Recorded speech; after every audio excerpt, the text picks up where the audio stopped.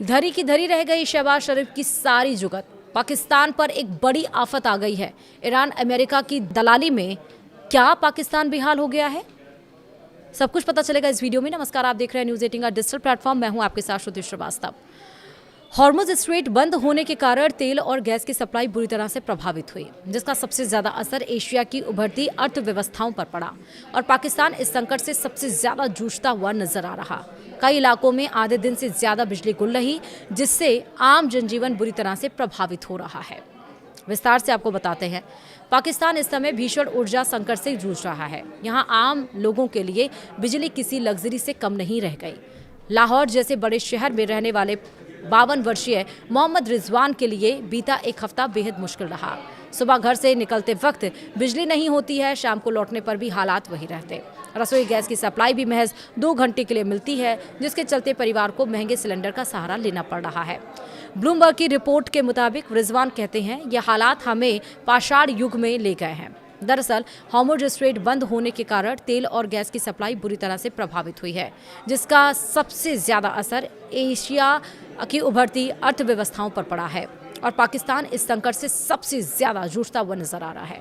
पहले से कमजोर आर्थिक स्थिति, बढ़ते कर्ज और पड़ोसी अफगानिस्तान के साथ तनाव झेल रहे पाकिस्तान के लिए यह संकट और भी गहरा गया है। इस मुस्लिम देश ने खुद को ईरान अमेरिका जंग में एक मध्यस्थ के रूप में स्थापित करने की कोशिश की है और सऊदी अरब, ईरान, अमेरिका और चीन के साथ अपने रिश्तों का इस्तेमाल संवाद के लिए किया है। हालांकि ज़मीनी हकीकत यह है कि इस कूटनीतिक सक्रियता के बावजूद देश के अंदर हालात लगातार बिगड़ रहे हैं। ईरान में युद्ध शुरू होने के कुछ ही दिनों बाद पाकिस्तान ने सख्ती के उपाय लागू कर दिए थे। दुकानों और रेस्तरां को जल्दी बंद करना, सरकारी खर्च में कटौती और कर्मचारियों को वर्क फ्रॉम होम की सलाह देना। खाड़ी देशों से कच्चे तेल की सप्लाई ठप होने से पेट्रोल डीजल की कीमतें बढ़ गई और यहां तक कि पाकिस्तान सुपर लीग जैसे बड़े क्रिकेट टूर्नामेंट को भी दर्शकों से घर पर रहने की अपील करनी पड़ी। इस पूरे संकट की जड़ है तरलीकृत प्राकृतिक गैस यानी कि LNG की भारी कमी। पाकिस्तान अपनी बिजली उत्पादन और घरेलू जरूरतों के लिए बड़े पैमाने पर कतर से LNG आयात करता रहा है, लेकिन हॉर्मुज जल डमरू मध्य में बाधा और रास लाफान गैस प्लांट पर ड्रोन हमले के बाद कई हफ्तों से कोई भी सप्लाई नहीं हो पाई। यह संकट ऐसे समय में आया है जब देश में गर्मी बढ़ रही है और बिजली की मांग चरम पर है। पाकिस्तान के ऊर्जा मंत्रालय ने भले ही 2 से 3 घंटे की लोड शेडिंग की बात कही हो, लेकिन जमीनी स्तर पर हालात कहीं ज्यादा खराब है। कई इलाकों में आधे दिन से ज्यादा बिजली गुल रही है, जिससे आम जनजीवन बुरी तरह से प्रभावित हो रहा है। इस ऊर्जा संकट का उद्योगों पर भी गंभीर असर पड़ रहा है। पाकिस्तान चैम्बर्स ऑफ कॉमर्स के मुताबिक कई फैक्ट्रियों में रोजाना 8 घंटे तक बिजली कटौती हो रही है, जिससे उत्पादन ठप पड़ रहा है। छोटे कारोबारी इसे मौत की घंटी बता रहे हैं। फैक्ट्रियों को रात में काम रोकना पड़ रहा है, जबकि घरों में लोग गैस की कमी से जूझते हुए अवैध तरीकों से पाइपलाइन से गैस निकालने की कोशिश कर रहे हैं। मोबाइल टावर बंद हो रहे हैं। जनरेटर और बैटरियों की मांग अचानक बढ़ गई है, जिससे बाजार में इनकी कमी हो रही है। ऊर्जा संकट का एक बड़ा कारण पाकिस्तान की LNG पर बढ़ती निर्भरता भी है। एक दशक पहले घरेलू गैस उत्पादन में गिरावट के बाद देश ने LNG पर जोर देना शुरू किया था, लेकिन रूस यूक्रेन युद्ध और अब फारस की खाड़ी का तनाव जैसे वैश्विक संकटों ने इस मॉडल की कमजोरियों को उजागर कर दिया है। महंगे ईंधन की खरीद से विदेशी मुद्रा भंडार पर दबाव पड़ता है, जबकि सप्लाई रुकने से सीधे बिजली संकट पैदा हो जाता है।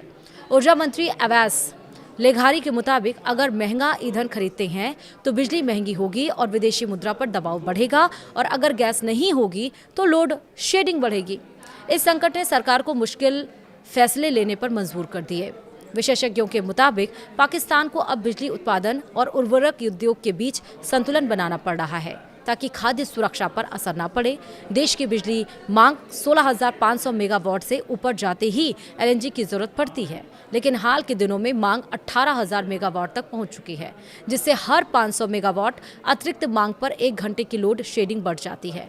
हालात इतने बिगड़ चुके हैं कि अब तक अपेक्षाकृत सुरक्षित रहे कराची जैसे शहरों में भी अगले महीने से लोड शेडिंग शुरू होने की आशंका है। पंजाब के मियां चन्नू जैसे इलाकों में वर्षों बाद फिर से लंबी बिजली कटौती देखी जा रही है। टेलीकॉम कंपनियों ने भी चेतावनी दे दी है कि लंबे समय तक बिजली नहीं मिलने से नेटवर्क सेवाएं प्रभावित हो सकती हैं। क्योंकि बैकअप सिस्टम ठीक से चार्ज नहीं हो पा रहे हैं और इस ऊर्जा संकट का असर सिर्फ रोजमर्रा की जिंदगी तक सीमित नहीं है बल्कि देश की अर्थव्यवस्था और खेल जगत पर भी पड़ रहा है।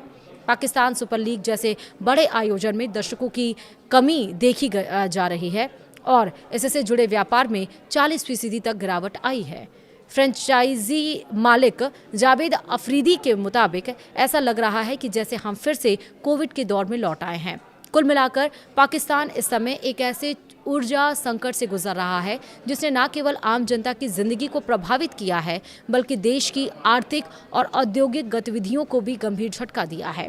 वैश्विक हालात सुधरने तक इस संकट से जल्द राहत मिलने की उम्मीद भी कम ही नजर आ रही है।